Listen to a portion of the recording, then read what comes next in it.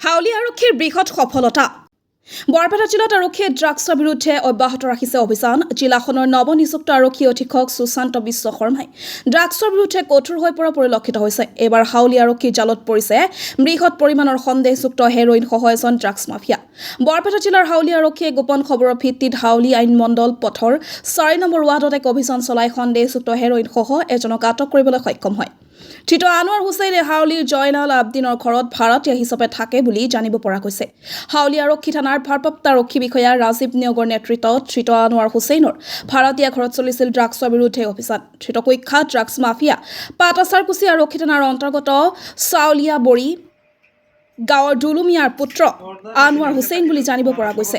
অভিযান কালত সন্দেহযুক্ত হেৰইন ভৰ্তি প্লাষ্টিকৰ 40টা কণ্টেইনাৰ জব্দ কৰে আৰক্ষীয়ে। উল্লেখ্য যে আনোৱাৰ হুছেইন অঞ্চলটোত দীৰ্ঘদিন ধৰি চলাই আহিছিল মাৰাত্মক নিষিদ্ধ ড্ৰাগছৰ বেহা। বৰপেটা চেঙাৰ পৰা লাচিত বাৱানৰ report, north east frontier news.